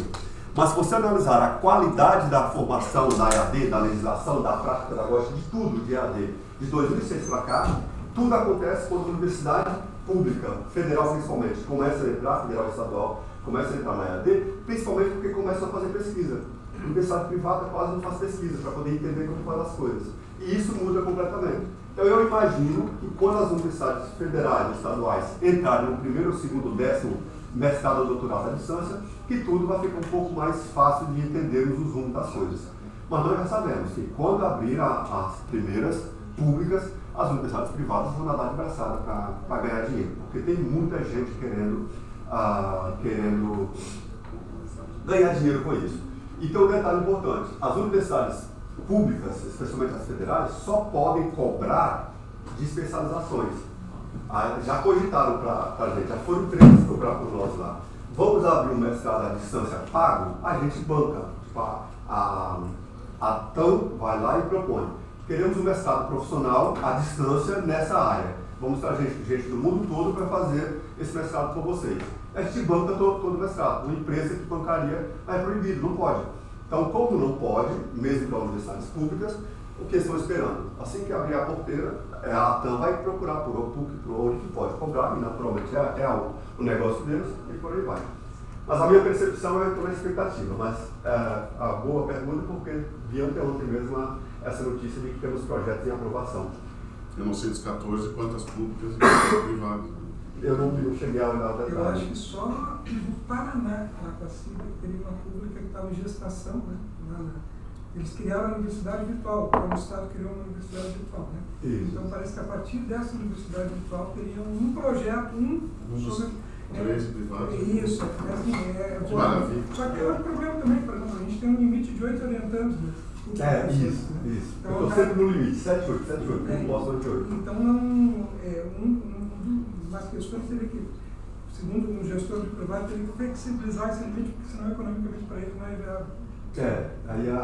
Aí economicamente deve ter outros. Claro, mas até de sobrevivência. Bem orientado, 7 orientados. Não é o fato. 20 orientandos. Eu estou com 8, a gente fica quase louco. 8 orientandos para você dar conta com qualidade. Se você quiser brincar de ser orientador, beleza, você brinca. Agora, eu tento acompanhar, inclusive eu obrigo os doutorandos a me ajudar a orientar os mestrandos. Nós temos reuniões semanais, mas mesmo assim não funciona direito e é cansativo. Só para arrematar a conversa, porque além do horário eu queria ouvir um pouco mais vocês. Então, devido à UAB, a percepção nossa lá como grupo de pesquisa é que a UAB é um problema para a melhoria da EAD. A ponto de a gente entrevistar pessoas no dia a dia e até hoje nós temos muita gente que acha que EAD é UAB. Que acha que o modelo UAB é a única coisa que dá para se fazer em EAD. E nós temos muita coisa melhor para fazer do que a UAB permite. A UAB só permite isso, nós temos como fazer isso exponencialmente lá com, coloca potência 10 aí, potência 1000 aí do que nós conseguimos fazer. Mas nós temos essa limitação, esse entrave de muita gente ainda achar que vamos institucionalizar a EAD, parece que é institucionalizar esse modelo de UAB. Inclusive com bolsa, inclusive com esse dinheiro vindo toscamente como vem para o projeto e tudo mais. Então, para a gente isso é um problema. O equívoco de entender que o UAB e a EAD é a mesma coisa. Na própria fiscal a gente tem esse equívoco ainda. Imagine que por aqui também tenha. Uma dicotomia. Eu falei com vocês, ninguém contrapõe nenhuma modalidade se não é EAD com presencial. Por que ninguém contrapõe educação presencial com educação especial? Educação profissional e tecnológica com educação presencial. Por que é só EAD que é concorrente da outra? Mas se a gente começar a entender como complementares e como híbrida, a gente começa a resolver o problema aqui também. E aqui, na verdade, nós estamos falando que a UAB, se a gente for institucionalizar a UAB, uma das nossas críticas a essa noção, a esse trave, nós estamos institucionalizando a precariedade. Que a UAB é precária, muito precária. Inclusive a própria noção de bolsa é uma forma de precarizar o trabalho docente. Porque nós temos que fazer uma a mais, é um bico, é um adicional para poder ver se complementa renda. Isso é tosco, isso é muito ruim para a qualidade da EAD. Então nós temos que colocar esse dinheiro na matriz orçamentária, entra no meu esforço docente, eu vou abrir mão de outro presencial entre aspas para pegar o outro EAD, resolve. Eu vou trabalhar, porque eu quero trabalhar com EAD, eu quero trabalhar com presencial. Então, institucionalizar a UAB, para a gente é um problema, porque a gente está institucionalizando um modelo precário. E aí eu vou apresentar, não vou falar, mas quem quiser, pelo horário, mas quem quiser escolher algum ponto, eu posso detalhar para vocês aqui. Então, são algumas proposições e dicas de como eu faria, como nós, como grupo de pesquisa, faríamos para poder institucionalizar essa educação à distância. Então, nós já temos algumas certezas e alguns desejos, inclusive certezas de como não fazer. A primeira delas é que, se não começar com mudança de mentalidade, não adianta a gente querer fazer muita coisa. Tem que mudar a mentalidade, porque nós temos instituições com muitas dificuldades comportamentais em termos de organização, apesar das palavras. Precisa de apoio institucional. Se a gestão institucional não quiser fazer EAD ou fazer a educação híbrida, o ponto de partida já está errado. Então, esse não é só uma questão de ter dinheiro na instituição. O problema não é dinheiro. Se nós colocarmos dinheiro suficiente, ainda assim vamos ter problemas. Precisamos antes pensar em apoio institucional, desejar e também buscar qualidade no ensino-aprendizagem. Se a organização, se a universidade quiser isso, aí já tem uma boa questão. Buscar recursos financeiros, talvez consiga políticas públicas mais adequadas para isso, se a gente souber desse pequeno detalhe.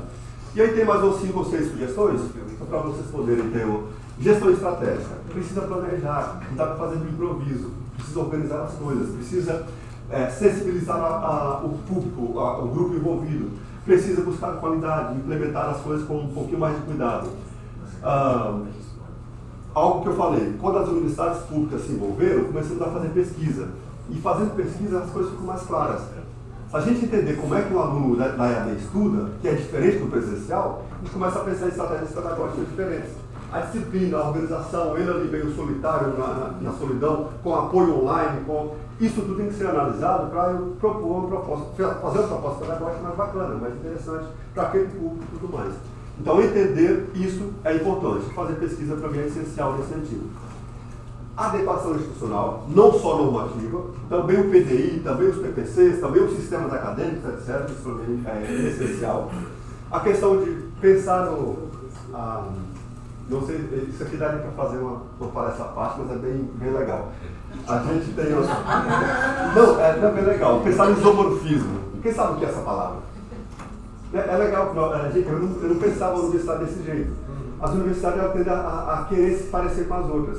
Especialmente a gente começa a olhar as outras que já são mais famosas e querer copiar coisas de como elas fazem. E tem uma palavra proibida também, viu? Chamada benchmark. Essa palavra tem um significado prático bem interessante, que é: vamos aprender com as melhores práticas. Se alguém já faz isso, eu acho que tem que sofrer para descobrir a mesma coisa. Vamos lá entender como é e aprender o que dá para incorporar aqui. E a gente já faz isso desde sempre. As universidades brasileiras são todas meio que cópia de algum lugar, seja europeia, seja americana ou inglesa, mas nós temos isso. Então esse processo de isomorfismo, que na verdade a gente querer parecer com a outra porque a outra já faz bem feito, isso acontece na educação presencial o tempo inteiro. Nós já nascemos desse jeito. E as universidades, quando a gente vai estudar a teoria do isomorfismo, a gente acaba percebendo que essa teoria pode, viu? Essa teoria não é.Essa pode. A teoria do benchmark já não pode. Essa aqui já é mercadológica, já é da empresa. Essa aqui não. Essa aqui é ali dos autores já da sociologia, aí pode. Não tem problema. Então, e aí é a mesma coisa, as duas dizem a mesma coisa. Vamos aprender com as melhores práticas. Então, se a gente tem já alguém que sabe fazer educação flexível, para a liberdade total para os alunos escolherem o que querem fazer, e professores para gerenciar, porque temos que reinventar isso? É tudo público, então para quem ficar aprendendo o projeto, para quem ficar reinventando a coisa. Mas nós temos muita mania de querer começar do zero para gastar mais dinheiro. Nossa, o Brasil inteiro. De começar do zero para... Enfim, então convido todo mundo a querer entender um pouco mais a teoria do isomorfismo mimético, sistemático, dialético. Tem um conjunto de adjetivos para esse isomorfismo, mas aí eu convido vocês a conhecerem a teoria. Nós começamos a aprender que para fazer bem o isomorfismo, nós podemos começar a comparar uma universidade com outra. E para comparar, a educação ensina bem a gente isso aí, a teoria educacional de educação comparada, não é possível comparar duas coisas diferentes. Não dá para comparar duas pessoas. Mas se eu tiver uma matriz taxonômica, um checklist, eu vou correr menos risco de fazer errado. Então, se eu tiver um checklist de como é institucionalizar, eu vou facilmente pensar em qualidade, pensar no plano ideal e ver o que eu já estou parecido com aquela outra, o que eu posso fazer melhor que a outra e ensinar para ela também, e por aí vai. Ou seja, ter uma matriz taxonômica com desenho mais aprimorado, eu acho que é essencial nesse processo. E aqui as duas últimas delas. Preocupar com as influências externas e com as influências internas. Elementos exógenos e endógenos. Os exógenos, que são esses fatores que vêm lá de fora, eu acho que não seria difícil para um movimento nosso como educação. Eu acho, sinceramente, eu acredito nisso. Se nós, como coordenadores do AB, por exemplo, como gestores de AD, fizermos um movimento para o governo federal lançar políticas públicas de incorporar as duas coisas, eu acho que não seria difícil. Eu tenho argumentos bem consistentes de que daria para fazer, por exemplo, entrada do dinheiro na matriz orçamentária, com um valor, como temos na educação básica, o CAC e o VAT, lá o VAT, não sei se vocês conhecem essas siglas, o custo aluno qualidade, o dinheiro que vem para a educação presencial é por cabeça, é por aluno. Diga. Não, estava falando sobre a questão estrutural e tal. A gente tem assim, eu falo como aluno, vamos dizer. Então, deixa eu ver.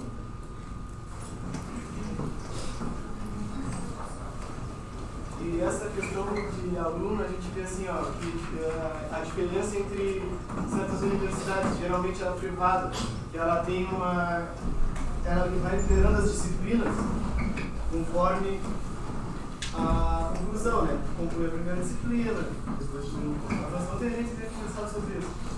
E eu vejo que outras universidades, geralmente as públicas, elas fazem como o presencial 2, 3, 4 disciplinas juntas, ao mesmo tempo por semestre e tal. Só que na questão de levar em consideração a vida que o aluno tem, que é aquela vida que ele, provavelmente quem faz o EAD não vai ter um polo perto dele, vai ter um polo não, vai ter uma universidade física perto dele, ele vai ter uma dificuldade maior de se locomover, ou de até mesmo por questão de trabalho, quem faz EAD faz porque trabalha e tem que conciliar vida doméstica, vida social e a vida profissional e ainda mais a universidade. Qual a estrutura melhor seria para a aprendizagem? A resposta é bem simples. A melhor estrutura é o que a universidade, que o grupo pedagógico, preferencialmente consultando os alunos, quer, porque é livre para fazer. Nós temos uma coisa importantíssima chamada autonomia universitária, que cada universidade pode fazer diferente. Por exemplo, nós temos um curso em que o aluno escolhe tudo, mas é um curso de especialização, é uma pesquisa e como o governo financiou, é pago, mas é para poder mostrar para a universidade que dá para fazer bem feito, diferente com liberdade. O aluno escolhe quanto tempo ele quer fazer, quantos componentes ele quer fazer por vez, qual a duração, quantos diplomas ele quer no final, escolhe tudo. São 18 liberdades que chamam para ele ter no curso. Mas isso é possível como pesquisa para poder entender que é possível. Agora, na UAB, por exemplo, na nossa UAB, a nossa autonomia universitária nos levou a fazer uma coisa bem pior do que você está dizendo, que é o aluno de engenharia é obrigado a fazer 10 disciplinas ao mesmo tempo, querendo ou não, e é compulsório. A reprovação no primeiro ano foi só depois que da reprovação total, geral da galera, é que perceberam que era um tiro nos dois pés ao mesmo tempo. Mas eu falei no primeiro dia de reunião com eles, isso não existe. Pergunta para cada aluno quanto ele dá conta, quanto tempo ele tem. Se ele tiver tempo de fazer só uma, deixa ele fazer só uma. Se ele tiver tempo de fazer 5, que faça 5. Fazer engenharia, fazer 10, bem o melhor aluno com 24 horas por dia vai dar conta. E aí a reprovação geral no primeiro ano, se tivesse 5 e 2, aí começaram a repensar. Vamos oferecer só 5, mas ainda 5 compulsório ao mesmo tempo. E para alguns alunos pode ser até pouco, mas para a maioria ainda é muito. Fazer cálculo 1, mais física 1, mais outro, a distância, sem nunca ter estudado a distância, depois de 10 anos que eu saí do ensino médio, não é fácil também. Então, assim, tem uma coisa importantíssima que dá liberdade à universidade, chamada autonomia universitária, que facilitaria tudo. E acho que uma conversa entre especialistas em EAD. A UAB não permite algumas coisas, mas não permite outras, porque o dinheiro vem, se você não gastar naquele ano, perde tudo, mas algumas coisas possibilita. Por exemplo, saltar de 10 para 5 foi fácil. É só deixar o dinheiro para o semestre que vem. O problema é que um curso de engenharia, que no nosso caso duraria 4 anos e meio para 5, passou a durar 8. E alguém ficar 8 anos numa graduação é preciso muita valentia para conseguir chegar ao final. Inclusive, uma outra coisa que nós tínhamos lá na universidade, não tinha férias, nem uma semana de férias durante o ano inteiro. Como é que alguém fica 8 anos sem uma semana de recesso? É sério, isso não é. E aí, essas coisas é coisa da universidade. Não é da legislação, não é. A legislação nos dá liberdade para fazer como a gente quiser. E aí, para fazer como a gente quiser, dá tranquilidade de fazer, por exemplo, dessa forma, ou do extremo oposto, que é o que nós estamos experimentando agora na especialização. 8º ano seguido, desde 2016, para fazer desse jeito. Mas tem muita coisa aí que daria para pensar, mas te digo, é do grupo que você está fazendo, mas poderia ser diferente, melhor ou pior, no nosso caso lá, para algumas questões. Tá bom? Eu estou preocupado com o horário. Ele levantou a mão, mas... Tá, última... Tudo que se traz do ensino à distância, né? Como pensar o conhecimento e agora abrindo-se possivelmente, né, que vai ocorrer uma pós-graduação à distância, onde é que vai ficar esse conhecimento todo e dentro de uma universidade pública que investe em ciências? Eu não sei se compreendi exatamente a questão. Eu entendi mas qual é a pergunta exata? A pergunta é, onde é que vai ficar esse conhecimento? Porque dentro da universidade pública, a gente trabalha muito em cima, né? O professor investe muito em cima do aluno, em cima do conhecimento. O ensino remoto vai ficar para o aluno o aprender. Dentro do nosso país, onde o ensino fica em segundo lugar, né? Então, onde é que vai ficar esse conhecimento? Esse fazer o aluno pensar. Isso, o ensino-aprendizagem com foco na aprendizagem efetiva e significativa, lá segundo Dewey, Ausubel e tudo mais, a coisa genuína do aprender.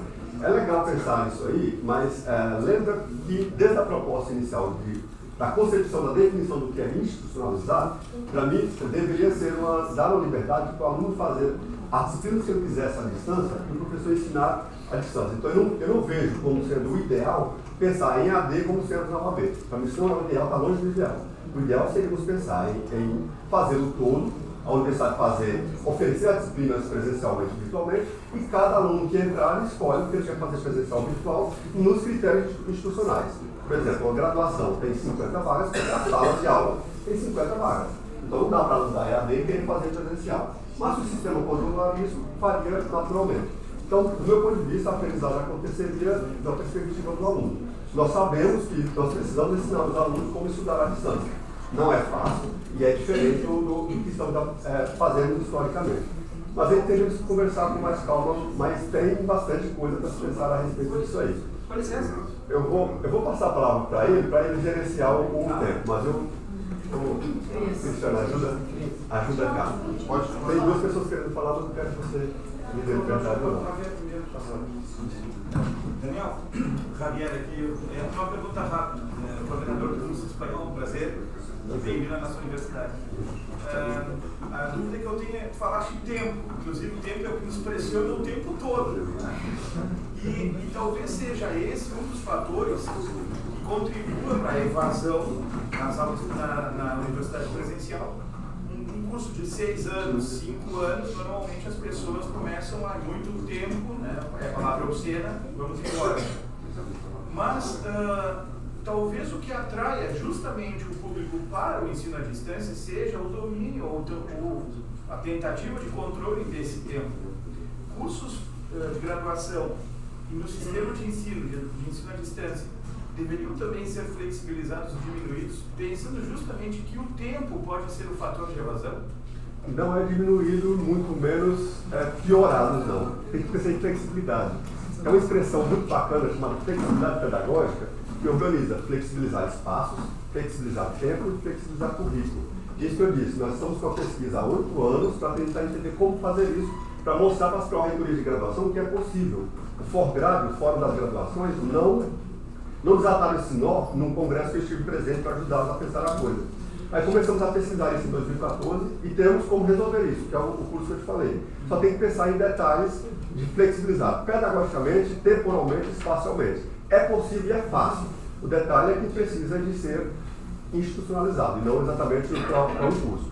Por exemplo, você não vai poder pensar em disciplinas de 100 horas, 120 horas. São disciplinas pequenas, você tem que repensar curricularmente o curso para poder organizar. Mas dá para fazer isso sem reduzir a quantidade da duração do curso e dar liberdade para os alunos fazerem como querem. O nosso curso, por exemplo, o aluno faz de 8 a 10 meses os mais aceleradinhos, com mais tempo disponível, e 24 meses, 36 meses, que ele quer fazer o mesmo curso, que não tem tempo suficiente, ou que não tem. O aluno que vai organizar a sua própria organização. Dá para fazer e já temos dicas ou sugestões de como fazer. Mas não precisa ser nesse sentido de piorar a qualidade ou reduzir a carga horária, porque não precisa precarizar e estragar o curso para poder fazer adequar o tempo. É um pecado. Eu queria perguntar se vocês estão autorizados. Só passar aqui para o Eduardo, da pedagogia universitária da universidade, que vai fazer depois do time. Na verdade, professor, parabéns em primeiro lugar. Obrigado.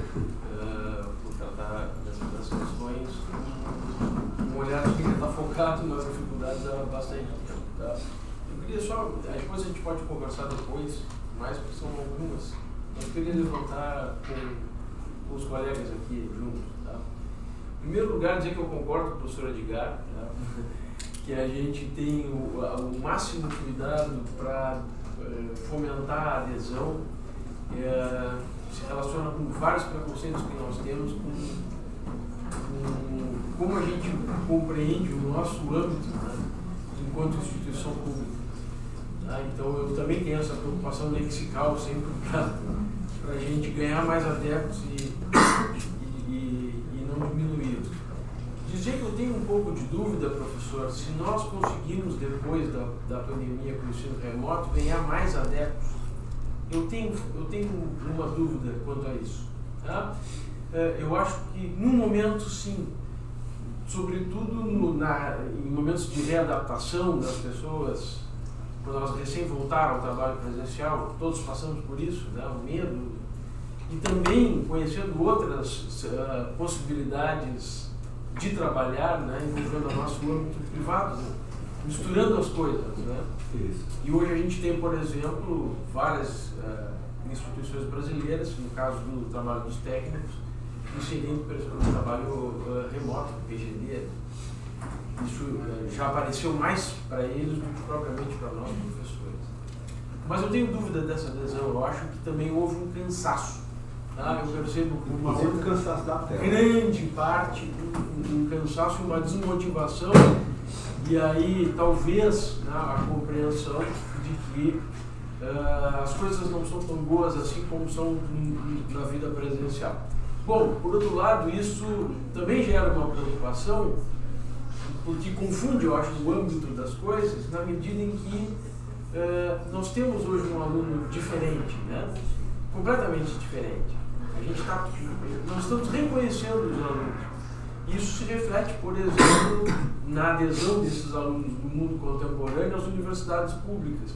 Elas têm tido grande dificuldade de preenchimento de vagas, diferentemente das privadas, sobretudo aquelas que, de forma, como o professor Dilvo disse uns dias atrás, sem regulação total, oferecem milhares de cursos de todas as naturezas de ensino à distância, espalhados, né, pelo Brasil afora, e aparentemente ainda não estão sendo cobradas por isso. Eu não vejo com clareza ainda o governo nesse momento apresentar alguma política para essa regulação. Ao mesmo tempo, eu falava antes, agora eu fiquei tentando dar uma estudadinha rápida aqui, né? 2 dias atrás tivemos um acordo publicado do TCU voltado para a CAPES e o MEC. Aí se voltou para o MEC, a gente pensa que isso pode gerar uma discussão mais ampliada, né? Dizendo que para a formação básica, que basicamente é o que sustenta de professores, né?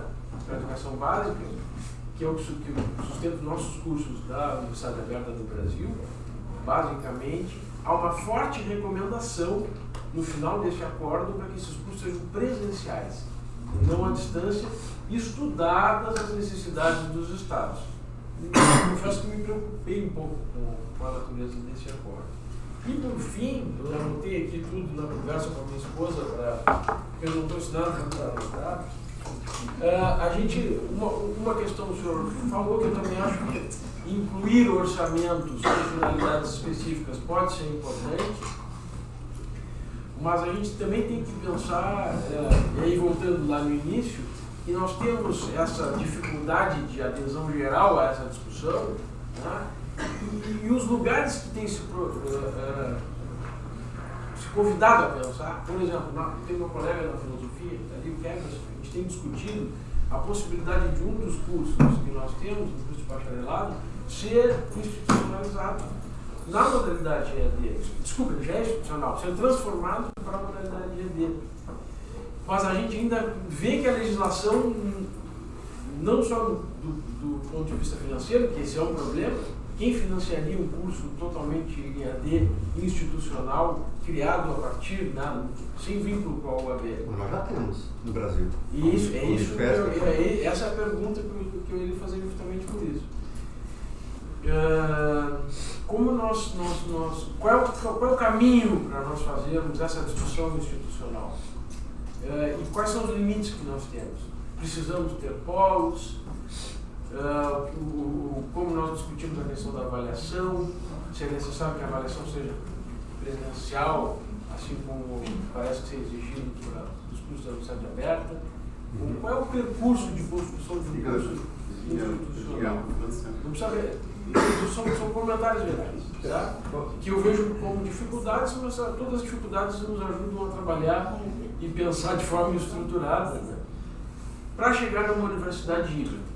Última, 40%, hoje nós temos 40% permitido, tá? Permitido para que a gente, pela lei atual, vai acabar, isso tende, isso aí vai ser discutido. O Curi já disse no CNE que vai rever, que isso não está certo.